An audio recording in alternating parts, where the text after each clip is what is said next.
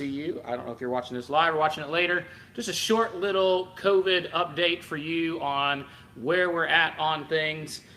Things are moving forward little by little. Things are happening. The governor announced today that as of Monday, we'll enter fully into phase one. And so that means restaurants will be able to go from 25% capacity to 50% capacity. This last week, I was able to sit down in a coffee shop and get some coffee. I was able to sit down in a restaurant at some point and get something to eat. And I even got my hair cut and my beard trimmed. And so I'm excited about that.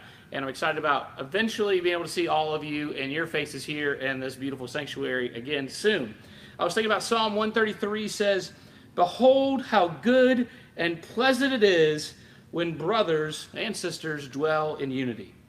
It is like the precious oil on the head running down on the beard, and the beard of Aaron running down on the collar of his robes. It's like the dew of Hermon, which falls on the mountains of Zion, for there the Lord has commanded the blessing, life forevermore. I can't wait for us to live that out again and dwell together in unity. I want to emphasize the together and the unity part. Together is still going to look different for a while. Better together is still going to look different for a while for us.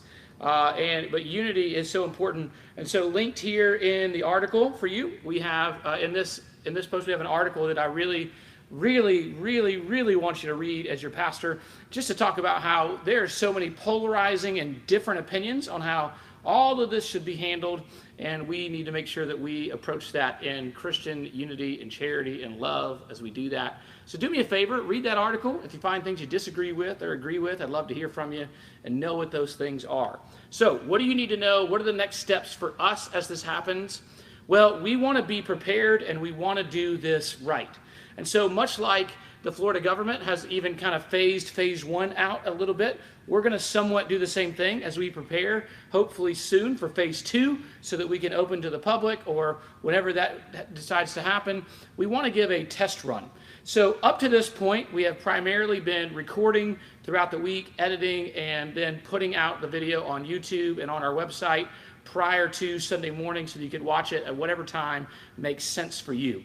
In preparation for us eventually opening these doors again, and some of you coming back to worship with us soon, we wanted to go ahead and start getting in the habit of live streaming at 10:30 again. That doesn't mean you have to watch it at 10:30, but it means you can't watch it before 10:30. So you can catch us live on Facebook, YouTube, our Worship at Home website at 10:30, or you can catch it later in the day if that's what ends up making sense for you. Now, part of the better together part for us that's still going to be a little bit different for a while is small groups, Wednesday nights, and those ways that we have to connect with each other.